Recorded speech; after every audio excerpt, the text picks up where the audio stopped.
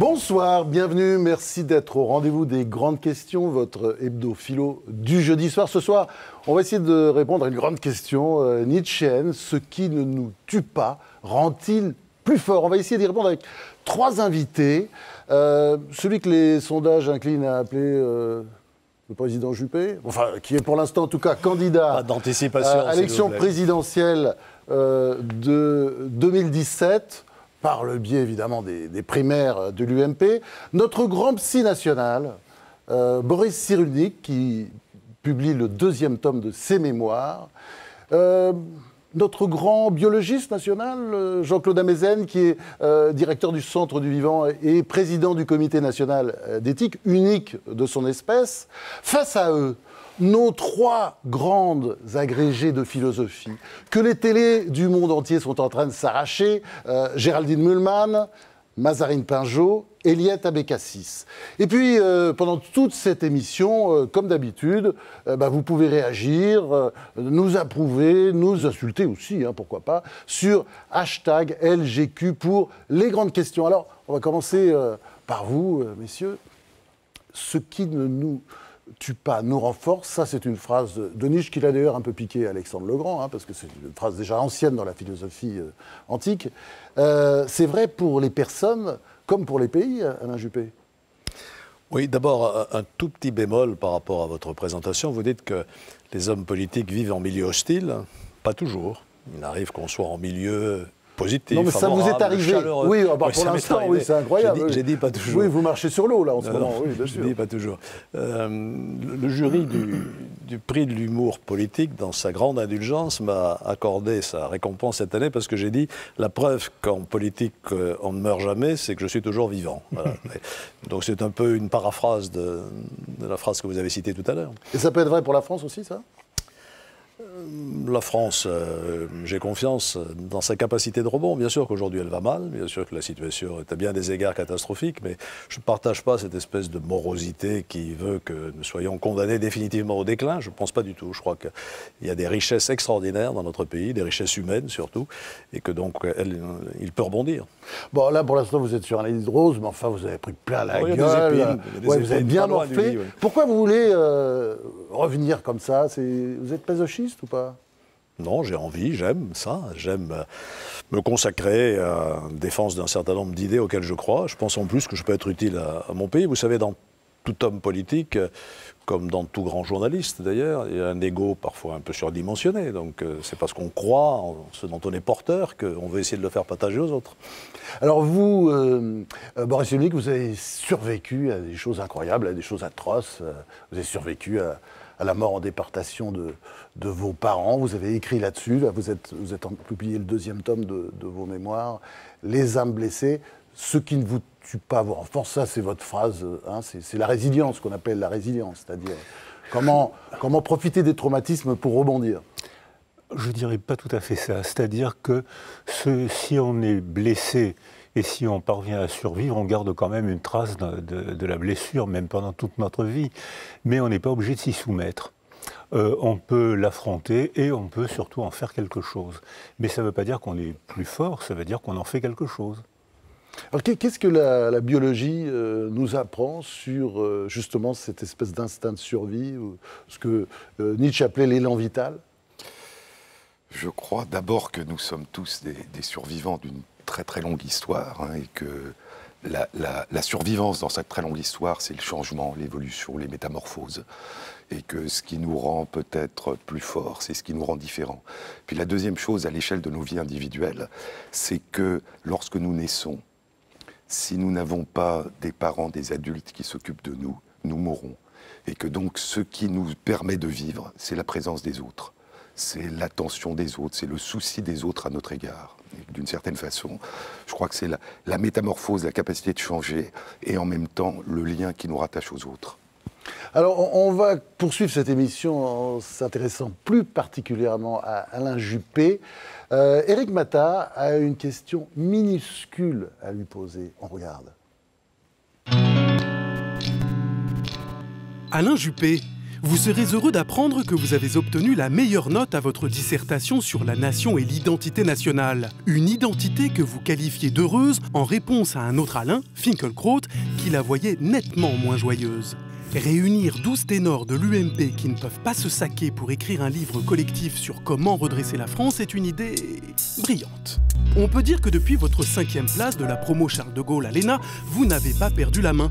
Vous ouvrez le bal avec du Bellay, un petit crochet par Fernand Braudel, une pincée du général. Le patriotisme, c'est aimer son pays.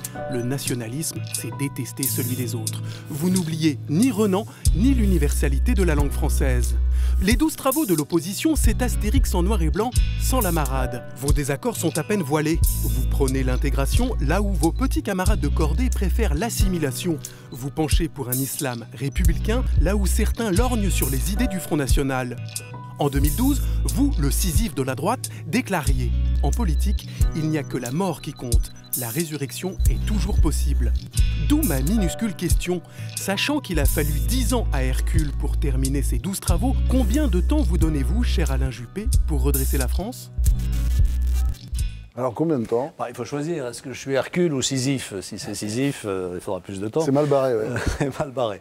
Je pense que ce pays est réformable, je l'ai dit tout à l'heure, mais qu'il a besoin de réformes réelles et profondes. Donc, je crois vraiment qu'il faudra mettre ça sur la table au moment des élections présidentielles. S'il arrive que je sois désigné comme candidat, il faudra dire très clairement ce qu'on a l'intention de faire. C'est en combien de temps? Parce que la question est claire. Vous pensez les principales mesures, ça prend quoi? 6 mois, 1 an? Il y a l'obsession des 100 jours. Oui.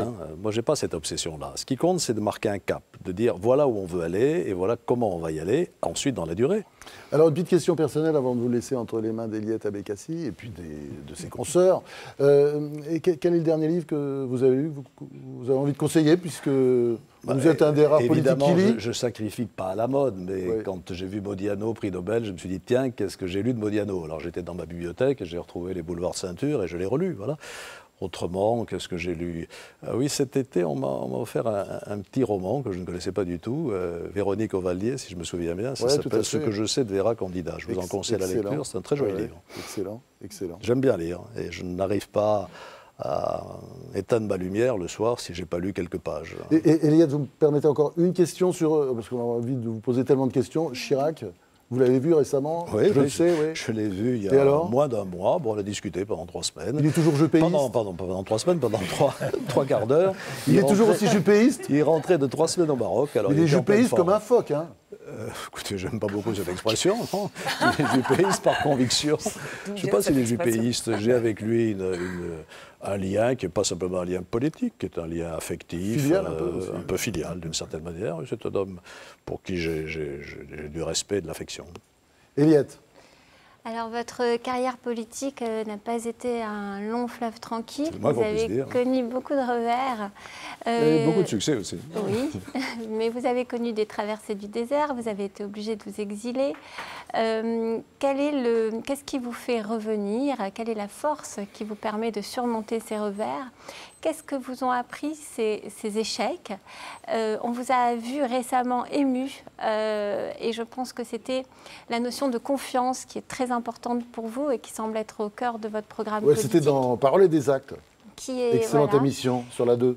Est-ce que vous avez connu des moments de remise en question radicale, en fait? Oui, bien sûr. Je me méfie beaucoup des gens qui ne se remettent jamais en question ou qui ne doutent jamais de rien. Ça existe, notamment en politique. Vous pensez à Nicolas Sarkozy? Je trouve que c'est un... Pardon? Vous ne pensez pas à Nicolas Sarkozy, non? Oui, tout de suite. Il y avait longtemps qu'on n'avait pas parlé, donc ça revient. Non, je pense qu'il y a des épreuves qui vous conduisent à vous interroger. Vous savez, contrairement à ce qu'on peut penser, ce n'est pas la perte des élections de 97 qui m'a le plus traumatisé. Parce que dans la vie politique, il y a des succès, il y a des échecs. Je vous disais que j'avais eu du succès. J'ai dû faire une 20aine de campagnes électorales. J'en ai gagné 18 sur 20. Donc ça, c'est la règle du jeu. Non, ce qui m'a le plus marqué dans ma vie, c'est l'épisode judiciaire, la condamnation dont j'ai été l'objet. Et ça a été pour moi un vrai traumatisme. Là, vous avez pris pour les autres, là, d'ailleurs. Peut-être. Enfin, j'ai assumé mes responsabilités et je ne reviens pas là-dessus. Je l'ai fait en toute connaissance de cause. C'était la conception que je faisais de mon devoir. En fait, ça m'a amené à une rupture dans ma vie. Enfin, ça a plu aux Français aussi, en même temps, ce côté loyal, comme ça, non? Oui, peut-être, mais c'était pas fait pour ça. Tu parles pas? Et partir. Vous allez me dire que le Canada, c'est pas l'exil, hein, naturellement. Et j'étais formidablement heureux au Québec. J'ai passé une année avec ma femme, mes enfants, de vie familiale comme je ne l'avais pas connue depuis bien longtemps, parce qu'on était vraiment ensemble en permanence. Donc, je ne veux pas dire que j'ai vécu un calvaire, mais enfin, ça a été pour moi une blessure profonde. Et comme l'a dit Boris Cyrulnik, les blessures, elles restent là. Je ne sais pas si on est plus fort, on est un peu différent parfois. Vous avez voulu tout arrêter, comme vous l'évoquez dans votre livre, La tentation de Venise, c'est-à-dire fuir et puis faire autre chose, vous dire que ce n'était pas pour vous? Oui, la tentation de Venise, je rappelle quelle était ma tentation, c'est de devenir bedeau de l'église de Santa Maria Assunta sur l'île de Torcello. C'est une île que j'adore. Ça vous va bien, oui. De Venise. Oui, c'est pour ça que j'ai résisté quand même assez facilement à la tentation. Il ne vous aurait pas pris, je pense. Non, j'ai jamais eu vraiment... Si, pardon, après cet épisode-là, je me suis dit, voilà, je vais faire autre chose. J'ai même failli rester au Canada. Et puis, parce qu'on s'y plaisait, parce que ma femme avait envie, mes enfants avaient envie. Puis vous aviez un bon boulot. J'avais un boulot intéressant, j'étais prof, donc voilà, j'aime bien enseigner. Et puis, l'appel de Bordeaux était le plus fort, parce que j'avais laissé ma ville comme ça, un peu en l'état. J'y avais encore beaucoup de projets, j'avais beaucoup d'amis qui me disaient alors, est-ce que tu reviens, qu'est-ce qu'on va faire ensemble? Donc finalement, j'ai décidé de repartir. Alors, pourquoi? Je ne sais pas, on a comme ça au fond de soi-même une énergie qui vous pousse à repartir, à remonter la pente. Mais quelles sont les ressources psychiques pour vous qui vous permettent de revenir? C'est votre famille, c'est votre femme, vos amis politiques. Voilà, ce qui fait que vous revenez? Comme l'a dit M. Messen, c'est surtout les autres. Voilà. Alors d'abord, on se regarde soi-même, hein. On a un moment de dialogue avec soi-même, mais c'est surtout les autres. C'est la famille proche, bien entendu. J'aime pas trop déballer mes affaires personnelles, mais ma femme a été essentielle pour moi dans cette période très difficile, mes enfants aussi. Et puis les amis. C'est ce qu'il dit toujours, Boris Cyrulnik, les emmerdes, il faut tout de suite se tourner vers la famille, la femme, les enfants. Hein, je sais pas, enfin, c'est ce que j'ai fait moi, donc c'est peut-être pas absolument la condition essentielle. Ben, il est impossible de vivre seul, même sur le plan biologique. Il est impossible de vivre seul. Donc on ne peut compter que sur notre entourage. Notre entourage peut nous solidifier, mais peut aussi parfois nous altérer. Bien sûr. Oui, je crois que cette idée de l'échec, même dans notre système éducatif, et ce qui fait peut-être que notre système éducatif est tellement pas si bon par rapport aux autres des pays de l'OCDE, c'est que on considère que l'erreur est quelque chose qu'il faut éviter, alors que beaucoup de systèmes éducatifs considèrent qu'on apprend à partir de ses erreurs autant qu'à partir de ses succès. L'important, c'est d'apprendre. L'important, c'est de se transformer. Et donc, les erreurs, si elles sont source d'apprentissage, sont quelque chose d'important. Géraldine. Oui, Alain Juppé, Léon Blum distinguait entre la conquête du pouvoir et l'exercice du pouvoir. Deux expériences différentes et probablement des talents différents exigés. Alors, on peut s'amuser dans le personnel politique à se demander qui est plus doué spontanément par tempérament pour l'une ou l'autre de ces deux expériences. Alors, certains ont une énergie démultipliée en campagne. Suivez mon regard, enfin il y en a, on le sait. Il faut vous regarder là. Et bien justement, je me disais, mais j'ai peut-être tort, que pour vous, on se dit plutôt c'est l'exercice du pouvoir, votre truc, plus que la conquête.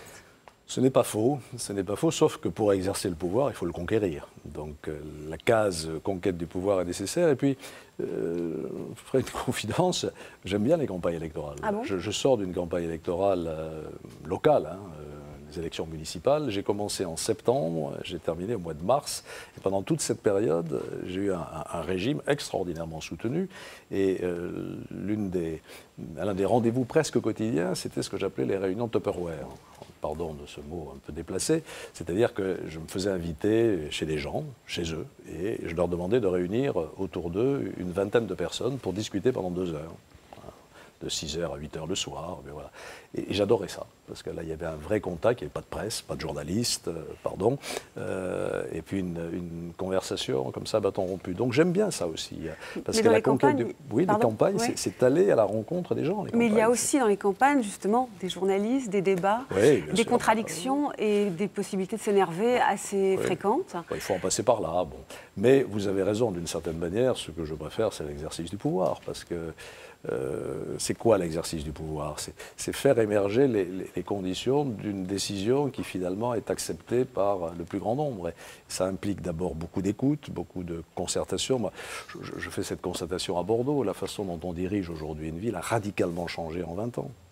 Aujourd'hui, avant de décider de n'importe quel projet, il faut passer plusieurs semaines, plusieurs mois, parfois plusieurs années, à discuter de ce projet avec les gens. Puis après, il y a un moment où il faut que la décision se prenne. Et moi, j'aime bien ce moment-là, ce moment où on est face à soi-même en disant qu'est-ce que je vais faire là, dans ce cas précis. Alors ça peut être des décisions faciles, hein, sur un projet urbain par exemple, ça peut être des décisions parfois dramatiques, quand il faut engager l'armée française dans une opération par exemple, mettre en cause la vie des hommes, c'est une gradation dans la gravité de la décision qui est forte. Mazarine Pinchot. Oui, une question un petit peu annexe, mais qui en réalité est au cœur du sujet. C'est celle que vous évoquez dans un entretien dans la revue des Deux Mondes sur la question de l'autorité. Effectivement, on se confronte à une crise de l'autorité en France. Alors vous le dites à juste titre, on parlait effectivement par exemple de l'éducation, crise de l'autorité des instituteurs, des professeurs, des médecins, même ceux qui finalement tenaient leur légitimité dans le savoir. Alors, est-ce qu'il y a un savoir politique? C'est une question qu'on peut éternellement se poser. Mais le fait est que l'autorité du politique est elle-même bien mise à mal. Comment considérez-vous recréer, relégitimer l'autorité, étant entendu que ça fait appel au contrat social qui aujourd'hui sous-tend notre communauté et sous-tend aussi la foi dans le politique? Qu'est-ce que c'est que l'autorité? C'est une expérience personnelle, c'est le fait d'avoir fait un détour au Canada et d'avoir pu réfléchir finalement d'un autre point de vue, selon d'autres perspectives. C'est tous ces combats politiques que vous avez derrière vous, c'est un savoir. Où elle se situe, cette autorité, et comment arriver à lui redonner ses lettres de noblesse? C'est peut-être une alchimie. Il y a des personnes desquelles se dégage une autorité, morale ou professionnelle. Alors comment ça se bâtit? Sans doute par le savoir. Je ne sais pas s'il y a un savoir politique, mais il y a une expérience politique. Quand j'entends contester le fait de faire des carrières politiques, ça me fait parfois un peu sourire, parce que quand on lance dans la bataille politique des gens sans expérience, on sait comment ça se passe. Donc je ne suis pas pour le carriérisme en politique, mais je crois qu'on ne s'improvise pas, et qu'il y a toute une série de choses, de gestes à acquérir au long d'un apprentissage. Pour le reste, sur l'autorité, vous évoquiez ce que j'ai dit effectivement sur d'autres milieux dans lesquels l'autorité s'exerce. Je parle souvent à des médecins qui me disent aujourd'hui, quand les malades arrivent dans notre cabinet, ils ont déjà fait leur diagnostic. Ils sont allés sur Internet, bon, sur les profs aussi. C'est, je crois que Michel Serres qui disait ça encore, il y a quelques années, quand un étudiant entrait dans un amphithéâtre, il venait apprendre quelque chose. Aujourd'hui, il le sait déjà. Il vient discuter avec le prof de ce qu'il a vu sur Internet ou ailleurs, ou c'est ce qu'on appelle la pédagogie inversée d'ailleurs, je crois. Donc vous voyez que ce rapport d'autorité, il a complètement changé, et dans une ville, c'est pareil. Je ne veux pas citer d'exemples trop concrets, mais quand je voulais changer un bâtiment, il y a 20 ans, je demandais à un architecte de me faire un projet. Maintenant, je demande aux riverains, qu'est-ce que vous voulez qu'on fasse dedans? Et ça change complètement le processus. Alors, est-ce que ça fait disparaître l'autorité? Je ne crois pas. Parce qu'il y a bien un moment où il faut que... Quelqu'un doit décider. Il y a quelqu'un qui doit décider, parce que le consensus ne se fait pas toujours. Alors, quand on arrive à dégager le consensus, c'est facile de dire « Ok, voilà ce qu'on va faire ». Quand il y a un désaccord, il y a un moment où il faut que quelqu'un dise « Voilà, je tranche et c'est ça ». Et c'est plus ou moins accepté. C'est là qu'il faut avoir peut-être derrière soi un passé qui permette de sentir ce qui est acceptable de ce qui ne l'est pas. Géraldine Mühlmann. Alors, depuis 2008, on est dans une situation historique assez exceptionnelle. Depuis la crise de 29, là, c'est vraiment une nouvelle crise. Bon. Et alors, on parle de la confiance dans les politiques. C'est vrai, bon, moi, j'ai lu votre livre, enfin, collectif, hein, les 12 travaux de l'opposition. Bon, et on retrouve des idées qui existent, hein, y compris à gauche d'ailleurs. Il faut baisser le déficit budgétaire, assainir nos comptes, faire des réformes structurelles, notamment, mais pas que, mais notamment pour baisser la dépense publique, pour dépenser mieux l'argent. Bon, moi, Franklin Roosevelt, quand il a pris le pouvoir après la crise de 29, il a complètement fait exploser les catégories de pensée. Il a creusé le déficit budgétaire, il a imposé aux revenus des taxes exceptionnelles à 80%, il a séparé les banques de dépôt et les banques d'investissement, il a fait des grands travaux pour relancer la demande, etc. Et on se dit, aujourd'hui, est-ce que la situation n'est pas suffisamment exceptionnelle pour qu'on invente des moyens exceptionnels? Est-ce qu'on n'a pas besoin d'un Franklin Roosevelt? Je sais bien que ce n'est pas la même époque, mais au fond, on est dans un ronronnement où tout le monde dit un peu la même chose et ça n'a pas l'air de marcher. Je ne sais pas si on peut faire le parallèle. Les historiens pourront vous dire qu'il s'est passé aussi quelque chose, c'est que l'effort de guerre des États-Unis, dans la perspective de la Seconde Guerre mondiale, a bien aidé au redémarrage de l'économie américaine. Il n'y a pas eu que le New Deal de Roosevelt. Mais enfin bon, les deux époques étaient différentes. J'aime bien quand même que vous évoquiez cette crise, parce que quand on juge le quinquennat précédent, on compare 2007 et 2012, et de plus en plus on oublie 2008-2009. On zappe la crise, qui a tout changé, effectivement, dans la réalisation des promesses initiales. Aujourd'hui, nous avons besoin de réformes profondes. J'écris quelque part que je ne croyais pas aux ruptures flamboyantes. Je ne crois pas à la révolution. Il ne s'agit pas d'y croire, d'ailleurs, parce qu'en général, elles naissent, elles surgissent. Mais je ne crois pas que ce soit la bonne réponse. Je crois qu'il faut préparer des réformes fondamentales, importantes, dire aux Français qu'on va les faire, essayer de recueillir leur accord, leur mandat. C'est ça la démocratie. Il faut être élu sur un mandat. Ce qui a péché, pardon, je ne veux pas transformer cette émission en une émission de politique politicienne, mais ce qui a péché, je crois, en 2012, c'est que François Hollande a fait essentiellement une campagne pour dire « je ne ferai pas ce que faisait Sarkozy ». Voilà, l'objectif c'était on efface Sarkozy. Et puis on s'est rendu compte au bout de 2 ans que ce n'était pas un programme positif. Ce n'était pas quelque chose qui était de nature à mobiliser les Français, ou en tout cas qu'on fait aujourd'hui le contraire de ce qu'on avait annoncé à ce moment-là. Et ça, je crois que c'est ça qu'il faut éviter. Enfin, les présidents, ils arrivent quand même souvent au pouvoir tout feu, tout flamme, et puis à l'arrivée, il ne reste plus grand-chose. Non, on ne peut pas dire ça. Non. Il y a des réformes qui se font aussi. Et puis, bon, la France aujourd'hui est dans une situation extrêmement difficile, j'en ai bien conscience, mais je conteste cette idée d'abord qu'elle ne peut pas se réformer. Il y a eu des réformes qui ont été faites dans beaucoup de domaines, et qu'ensuite, elle n'a pas le ressort en elle-même pour rebondir. Elle l'aura. Alors, vous avez proposé un mot qui est absolument capital, qui est le mot de confiance. Aujourd'hui, on le voit bien. Si beaucoup d'acteurs économiques ont le pied sur le frein et qu'il ne se passe rien, c'est par déficit de confiance. Comment recrée-t-on la confiance? Si j'avais la réponse à cette question, formidable, ça y est. Je crois que c'est une alchimie, je crois que ça se construit, ça ne se décrète pas. C'est une question de personnalité, c'est une question aussi de cohérence entre les engagements que l'on prend et les politiques que l'on fait. Et c'est ça qui aujourd'hui, je crois, mine la crédibilité du pouvoir politique. C'est qu'on a l'impression qu'on ne fait pas ce qu'on a dit. Bah oui, c'est ça le problème, à chaque fois. Pas toujours à chaque fois. Et puis c'est un peu excessif. Et puis peut-être que la prochaine fois, on pourra changer ça. Ouais. Ouais. Bah, on peut toujours rêver. On va poursuivre cette émission maintenant en nous intéressant de plus près au cas Boris Cyrulnik. Et à ce propos, Éric Mata a une petite question minuscule à lui poser. On regarde.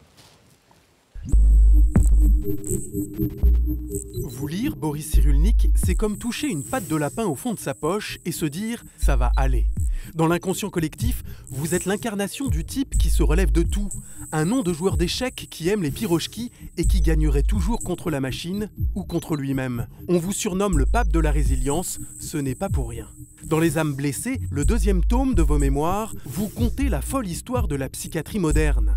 En 1948, à la question « Que voulez-vous faire quand vous serez adulte ?», vous répondiez dans une rédaction « Psychiatre ». Votre maître a dû s'inquiéter, mais il avait peu de chance de convoquer vos parents. Ceux-ci ont péri, déportés, si jeunes et déjà si vieux.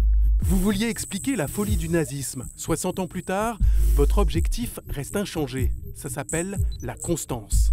Avec vous, on pénètre dans les asiles déshumanisés de l'après-guerre où les patients ne sont guère mieux traités que des animaux malades. On passe des lobotomies aux électrochocs. Il faut attendre mai 68 pour voir la psychanalyse entrer à l'hôpital et les neurosciences se développer. On navigue avec vous dans cet univers psychiatrique qui s'est profondément métamorphosé et humanisé en 50 ans. D'ailleurs, la psychiatrie est un métier d'avenir, avec tout de même un contrepoint. Un psychiatre sur 2 fait un burn-out. D'où ma minuscule question. Vous faites quoi, cher Boris Cyrulnik, pour tenir le coup ? Alors, qu'est-ce que vous faites Je ne sais pas si je tiens le coup. Je crois qu'il n'y a pas de coup. Il y a du plaisir à comprendre. Il y a du plaisir à rencontrer. Donc, il n'y a pas de coup. En revanche, 50 ans de psychiatrie, je suis un archéopsychiatre. J'ai été diplômé à l'époque où la psychiatrie n'existait pas. On apprenait le cerveau, on apprenait les trous de la base du crâne, et on nous disait maintenant tu peux pratiquer la psychothérapie, ce qui bien sûr était un non-sens total. La psychiatrie vient de naître et son accouchement n'a pas été facile parce que le savoir était trop fragmenté. Il fallait choisir son camp, la molécule ou le divan. une substance qui guérirait le psychisme ou une parole qui ne tiendrait pas compte de l'existence du corps. Donc c'était des choix absurdes, c'était un savoir fragmenté. Et maintenant qu'on essaye de faire un savoir intégré, on se rend compte que tout le monde a sa part de vérité, mais que toute théorie qui prétend être totalement explicative, en fait c'est une théorie totalitaire. On a chacun seulement accès à un tout petit bout de savoir, donc il faut qu'il y ait d'autres bouts de savoir. Alors bon, vous êtes une incarnation vivante de ce qu'on appelle la résilience, hein, c'est-à-dire comment transformer ces traumatismes en réussite, ou comment rebondir.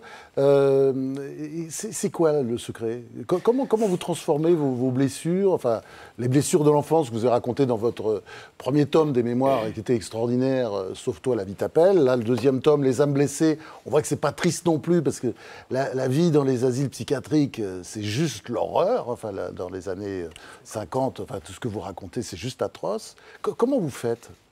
C'est quoi? C'est dans la tête, vous vous dites Non, ça consiste à transformer. Dans les années d'après-guerre, j'étais atteint d'une maladie agréable qui est la rage de comprendre. Et quand on cherche à comprendre, ça se transforme en plaisir de comprendre.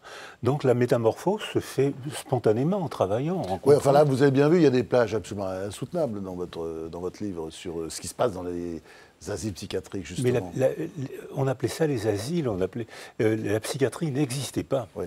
C'est-à-dire que la psychiatrie est née en 1971. C'est un des rares bénéficiaires de 68, c'est les femmes et la psychiatrie.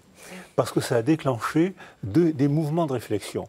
Mais quand la psychiatrie n'existait pas, ceux qui se prétendaient, qui soignaient les fous, en fait, étaient soumis à la doxa, c'est-à-dire à l'ensemble des opinions convenues qu'on accepte sans jugement.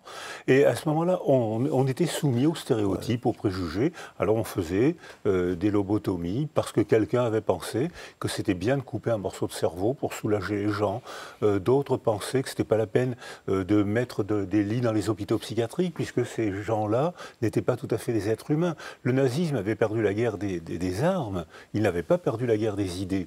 Et on pensait que ces gens-là étaient des êtres inférieurs. Oui, les nazis les supprimaient d'ailleurs, carrément. Et les nazis ont supprimé 200 000 malades mentaux. Hein.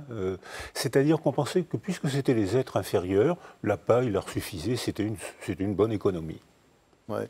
Alors, à propos de psychologie, là, si on s'approchait un petit peu de la politique, c'est quoi le problème de la droite, docteur, par exemple? C'est quoi, là? Vous auriez à la soigner, là? Alors, Woody Allen, qui est un grand psychiatre, a un fils avec qui il se dispute tout le temps parce que son fils vote à droite. Et puis, un jour, son fils, un médecin fait un diagnostic et il débouche une artère et son fils se met à voter à gauche. Et pourquoi en politique, il y a des gens qui changent, dans la vie aussi, il y a des gens qui changent et d'autres pas? Bon, par exemple, c'est vrai que Alain Juppé vient de nous expliquer qu'il a changé. Bon, il y en a d'autres, on ne va pas suivre mon regard, dirait l'autre. Il ne change pas. Pourquoi? Alors, non, mais ça c'est important parce que ceux qui ne changent pas, c'est ceux qui ont un désir totalitaire. J'ai la vérité et je vais vous l'imposer, je ne tiens pas compte de l'opinion des autres. Donc ça c'est important, c'est un symptôme d'esprit totalitaire. Alors qu'en revanche, accepter le changement, accepter, tiens, je me suis trompé, je ne dirai pas ce matin ce que j'aurais dit hier soir, là c'est un signe d'évolution intellectuelle, donc c'est tout à fait intéressant.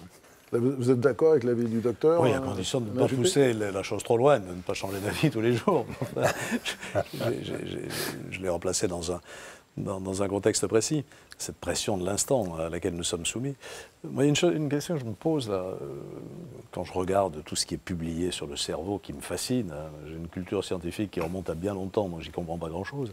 Mais on est vraiment quoi? On est le résultat de réaction chimique ou où est la liberté dans tout ça? Comment ça se fabrique? Enfin, je sais pas, j'ai un peu de mal à comprendre. Alors, les sciences du cerveau viennent de naître. Hein, c'est-à-dire que quand j'étais étudiant, on nous apprenait que le cerveau était pratiquement coupé du monde extérieur.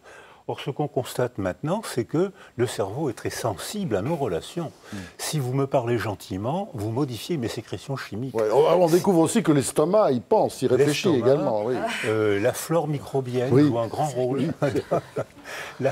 Donc, c'est-à-dire que le cerveau est pensé de manière totalement différente et il y a des images stupéfiantes qui montrent comment les zones cérébrales se mettent à fonctionner différemment selon notre relation. Et là, on a un espace de liberté, c'est-à-dire que là, on peut agir sur le milieu qui agit sur nous.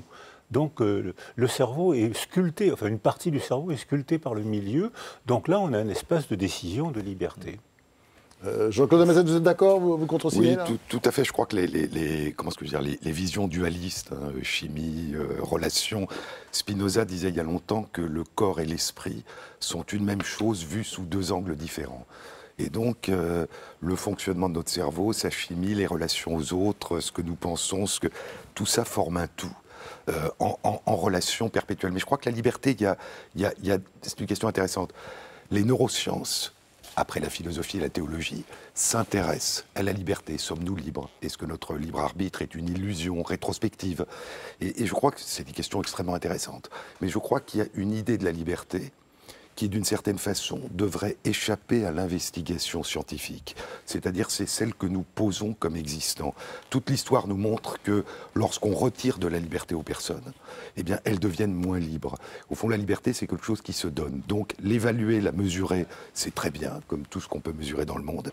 Mais je crois qu'il y a une dimension dans la liberté qui est une dimension éthique, philosophique, interhumaine, qui échappe à ce que nous pouvons évaluer. Je vous laisse maintenant, Boris Cyrulnik, entre les mains de Mazarine Pinjot. Alors d'abord vous dire que votre ouvrage est absolument formidable.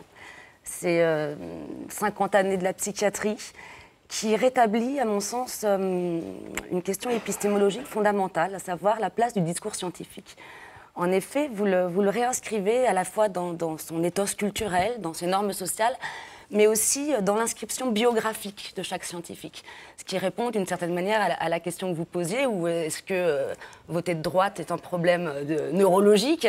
Non, tout discours scientifique s'inscrit d'emblée dans une histoire pour chacun.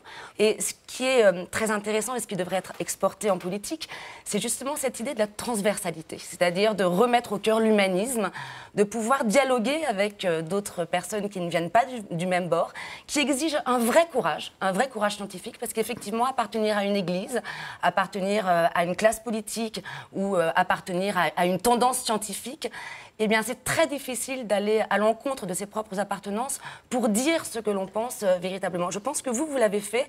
Alors, ça renvoie à quelque chose que vous-même, Alain Juppé, avez promu, apparemment, qui est cette force centrale qui aurait vocation à transcender les clivages.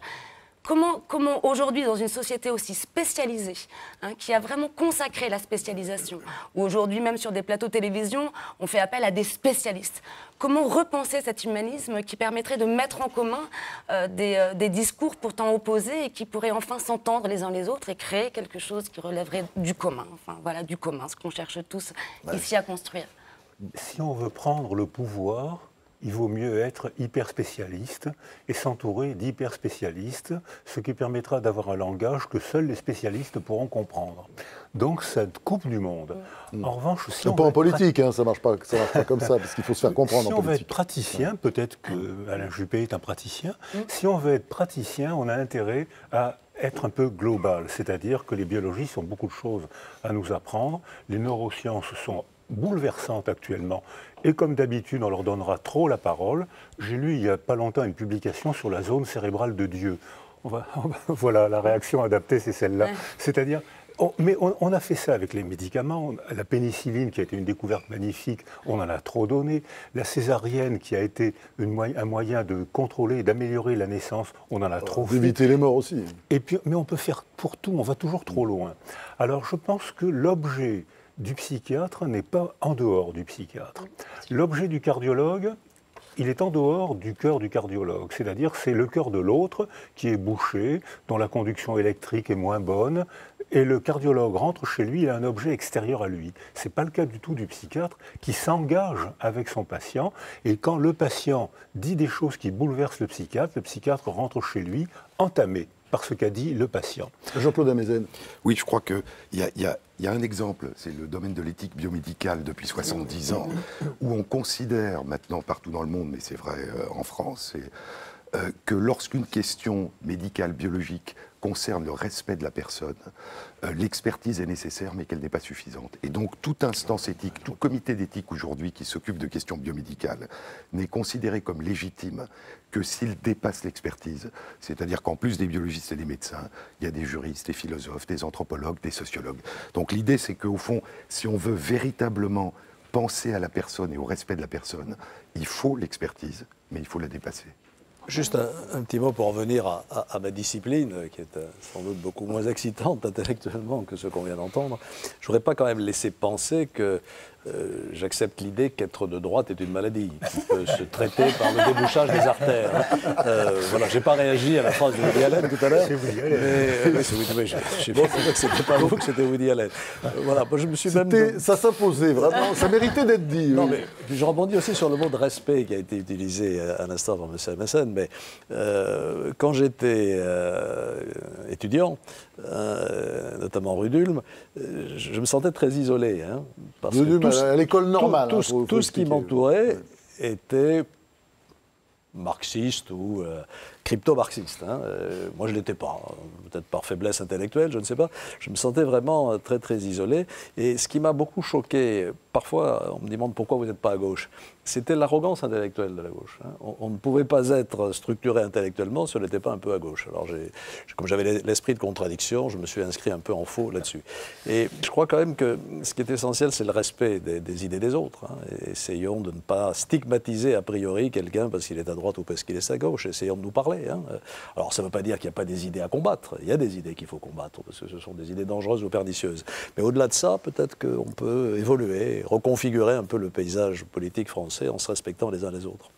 Eliette. Alors c'est vrai que Boris Cyrulnik, vous êtes extrêmement humble par rapport à la psychiatrie.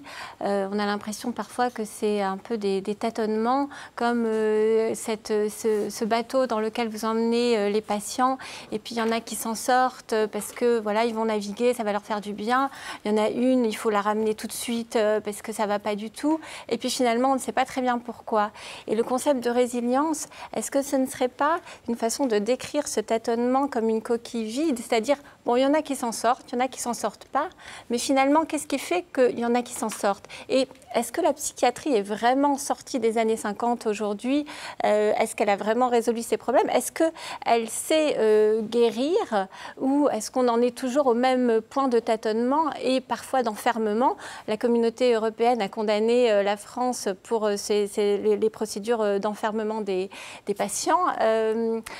Voilà. Est-ce qu'on est sorti de cela? Est-ce qu'il y a vraiment une psychiatrie? Ou est-ce qu'il y a des gens qui s'en sortent et qui ne s'en sortent pas et on ne sait pas? Non, je pense que le concept de résilience, c'est un concept d'artisan, de praticien. Donc, comme vous venez de le dire, on se débrouille, on tâtonne, ça marche là, ça marche pas là. C'est une transaction constante entre ce qu'on est et ce qui est. Donc, c'est plus du tout ce qu'on dit depuis le début de notre rendez-vous, c'est plus du tout la psychologie de l'homme seul, qui est totalement impensable. C'est l'homme, le bébé, l'âgé, en constante interaction avec sa famille et même sa culture. Au début du XXe siècle, le modèle médical était pertinent pour la psychiatrie.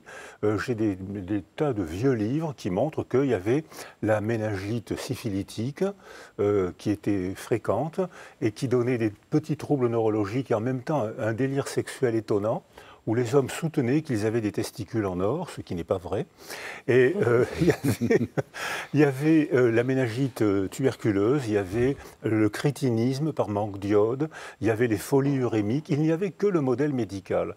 L'amélioration de la médecine a gommé ce modèle médical, mais on a continué à l'appliquer alors qu'il est plus pertinent et que le modèle relationnel devient de plus en plus pertinent et surtout le phénomène psychosocial. On découvre qu'il y a de plus en plus de déterminismes sociaux de la folie.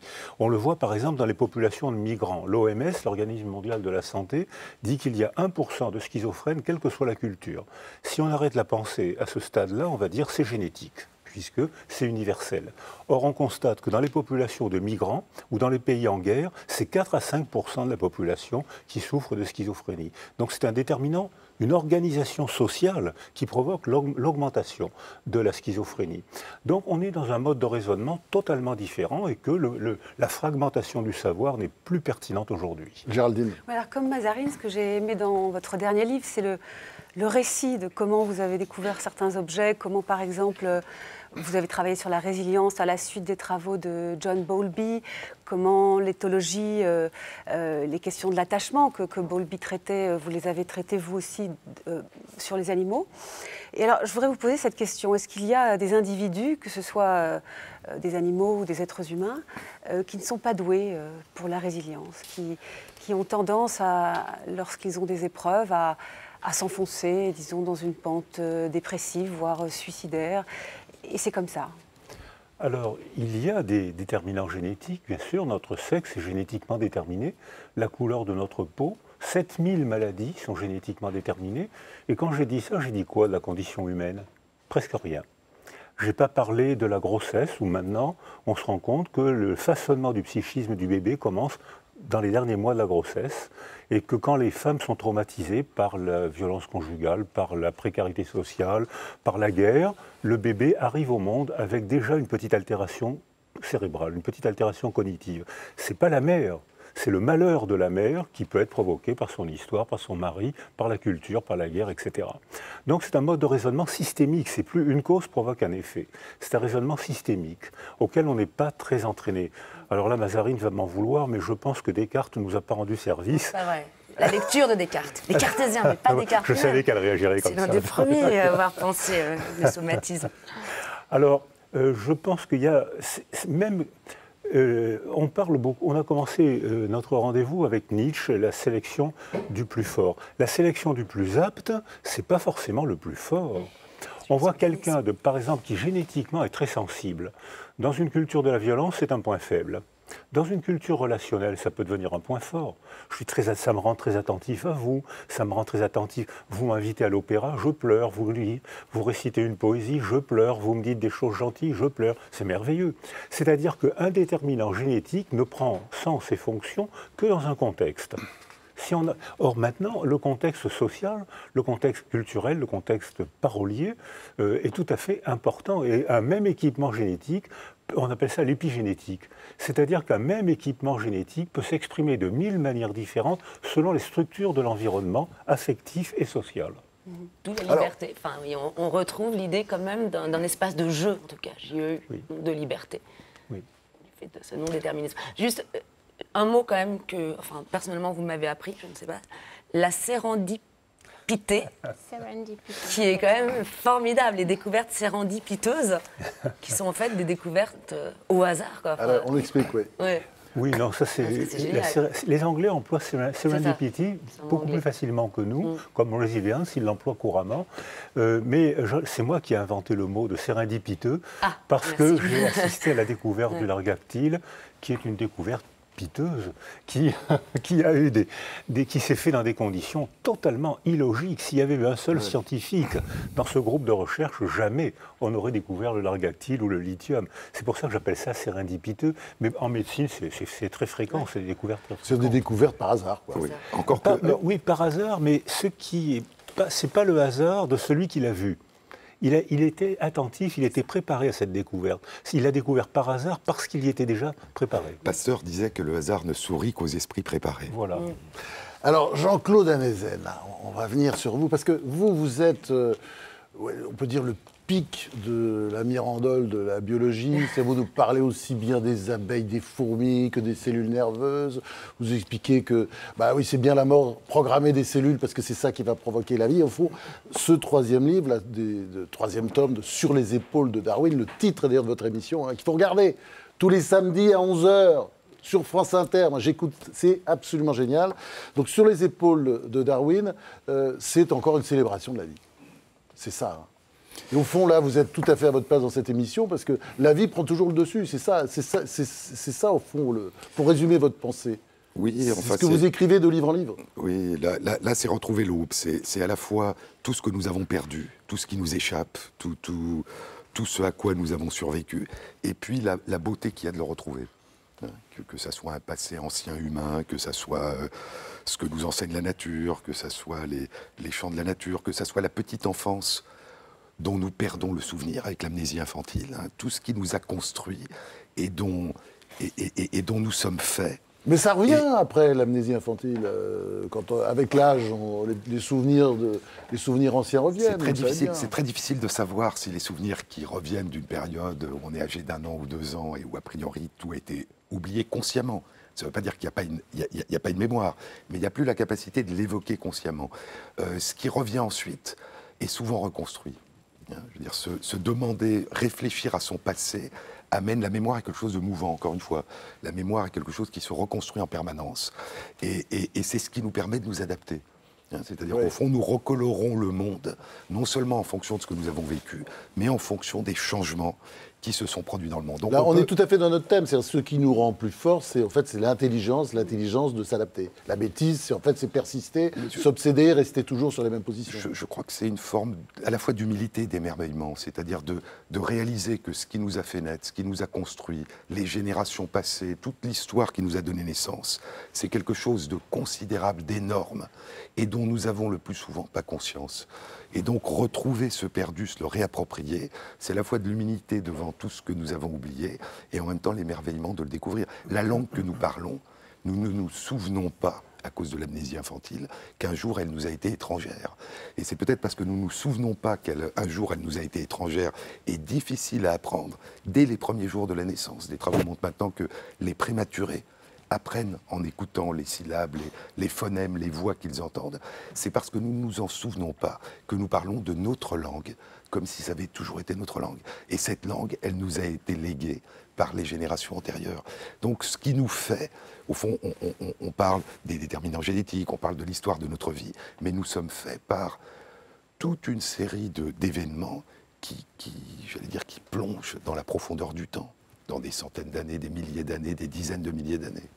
Alors, ce qui est fascinant chez vous, c'est cet amour de Darwin, parce que sur les épaules de Darwin, vous êtes un darwinien. Et c'est vrai, Darwin, c'est quoi? C'est l'amour de la vie, l'amour du vivant.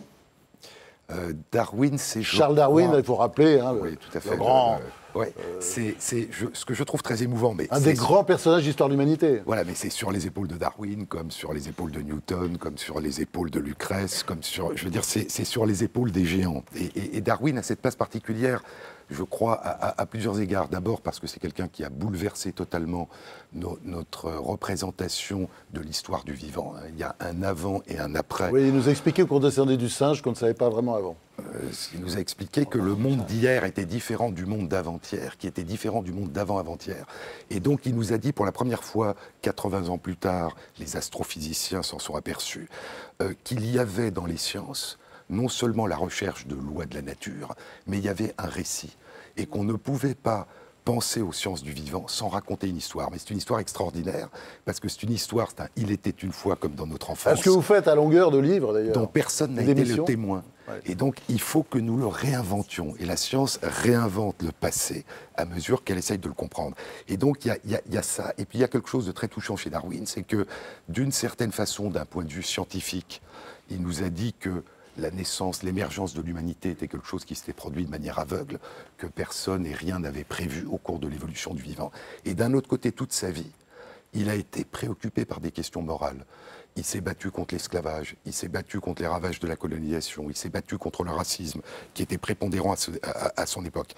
Il s'est battu pour les animaux aussi. Oui, et donc il s'est battu, il a dit qu'il fallait d'abord que l'on reconnaisse que chaque être humain était notre semblable, et qu'une fois que combien le temps est long, disait-il, avant que ça survienne. Surtout quand il y a une très belle phrase, quand des êtres humains sont séparés de nous par de grandes différences d'apparence ou de culture, combien le temps est long avant que nous les considérions comme des semblables. Et ce qu'il disait, c'est qu'une fois qu'on aurait réussi à faire de notre humanité une commune humanité, il fallait élargir notre cercle de sympathie et y inclure les animaux sensibles. Il y a du boulot, y compris à l'UMP. Voilà, mais il y a quelque chose, si vous voulez... Vous battez pour ça, maintenant. Ouais, il y a quelque chose de touchant, c'est d'avoir fait à la fois une œuvre scientifique révolutionnaire et d'avoir été animé par des préoccupations humanistes. Et de montrer encore une fois que on peut croiser ces mondes, qu'il n'y a pas d'un côté la science, de l'autre l'humanisme, la philosophie, voire la poésie et la littérature, que c'est un tout. Et que si on conjugue ces différents regards, ces différentes pratiques, on enrichit notre représentation de la réalité. Allez, à Géraldine de vous interroger, elle a de la chance. Oui, j'ai de la chance. Alors, vous racontez avec beaucoup de poésie aussi dans votre livre comment, en effet, les espèces qui s'adaptent le mieux, en particulier les espèces un peu faibles, qui ont des prédateurs, qui sont là pour les manger, survivent mieux. Alors, bon, oui, c'est très joli, les chenilles qui se transforment en petits serpents quand elles sont menacées. C'est comme en politique, hein, c'est pareil. Hein. Les hippocampes qui ressemblent à des algues, les papillons, certains ont les yeux de leurs prédateurs sur leurs ailes, donc ça fait peur aux prédateurs, enfin ça crée un malentendu visuel, etc. Alors, certes, ces espèces-là survivent, mais je n'ai pas pu m'empêcher de penser que toutes les autres, celles qui ne faisaient pas assez peur, qui s'adaptaient mal, elles sont mortes et que, au fond, c'est un grand carnage, l'histoire de la nature et de l'évolution des espèces aussi. Je veux dire, pour la vie de certaines, c'est un grand carnage pour toutes les autres. Tout à fait. Alors, dans ce que vous dites, dans ces adaptations, il y a je trouve qu'il y en a qui sont très émouvantes. Hein, je raconte l'histoire des mères de petits oiseaux, des mérions superbes, hein, qui enseignent un chant particulier à leurs poussins qui sont encore dans l'œuf, ce qui fait que le poussin qui va éclore va chanter ce que la mère chantait, et la mère reconnaîtra que c'est son poussin. Pourquoi ça se passe? Dans quel contexte? Ce sont des oiseaux qui sont souvent parasités par des coucous. Et pour de multiples raisons, les petits coucous qui ressemblent aux petits mérions superbes n'arrivent pas à imiter le chant de la mère. Donc il y a des phénomènes de reconnaissance et de relations qui sont, au fond, apprendre des chants avant même de naître. Donc le petit coucou va mourir, quoi. La mère ne va pas s'en occuper. Du coup, la fausse mère. La mère ne va pas s'en occuper, sinon c'est le coucou qui pousse le petit mérion superbe dehors, et les parents s'occupent du mérion. Il y a les chants des baleines, ce qui est tout à fait extraordinaire. Les travaux récents qui montrent que non seulement les chants des baleines, ce qu'on savait depuis une quarantaine d'années, sont éblouissants de complexité, hein, c'est vraiment des orchestrations, des chœurs, etc. Mais ils évoluent et ils se transmettent à des milliers de kilomètres de distance. Donc il y a des cultures musicales chez les baleines, qui se transmettent de génération en génération et qui évoluent. Donc tout ça est magnifique. Et vous aussi, j'ai l'impression que vous êtes très sensible à ça. Si je ne m'abuse, vous avez fait un premier livre en 2003 sur le suicide cellulaire, sur la mort créatrice. Au fond, vous êtes passionné par la vie, mais quand on l'est, le fond, c'est aussi cette question de la mort qui permet la vie. Voilà, c'est cette question, si vous voulez, que nous sommes faits de ce que nous avons perdu. Nous sommes aussi faits de ce que nous perdons. Mais qu'en ce qui concerne ça, je dirais que c'est la manière dont la vie se construit. Mais en tant qu'être humain, ce qu'il nous faut faire, c'est faire en sorte, justement, que chacun puisse être préservé. C'est que nos cultures, nos sociétés n'évoluent pas aux dépens de la souffrance ou de la disparition d'un certain nombre de personnes, mais que notre souci soit justement, je dirais, de rajouter à ce qui a construit l'ensemble du monde vivant ce souci de l'autre qui fait que l'on évite la souffrance et la disparition à une échelle humaine. Je vais sans doute déformer le message de Darwin, mais je vois quand même une différence sensible avec la politique, parce que si je comprends bien, dans la sélection naturelle, ce sont les meilleurs qui subsistent. Pas du tout. Et en politique, ce n'est pas le cas. Alors pas du tout. C'est la déformation que ses successeurs ont fait de la pensée de Darwin. Ce que dit Darwin, c'est qu'un certain nombre de caractéristiques héritées par hasard, dans un environnement qui lui-même se modifie et donc est le mien et le vôtre par hasard, eh bien il y a ceux qui survivront et auront des enfants, ceux qu'il appelle ceux qui sont adaptés, et ceux qui ne survivront pas et n'auront pas d'enfants. Il n'y a aucune qualité autre que d'avoir survécu. Les êtres vivants qui ont survécu depuis le début de la vie sur Terre, il y a sans doute 3,5 milliards ou 4 milliards d'années, sont les bactéries, sont les championnes de toute catégorie. Elles ne sont pas mieux que des arbres, des oiseaux, des éléphants ou des êtres humains.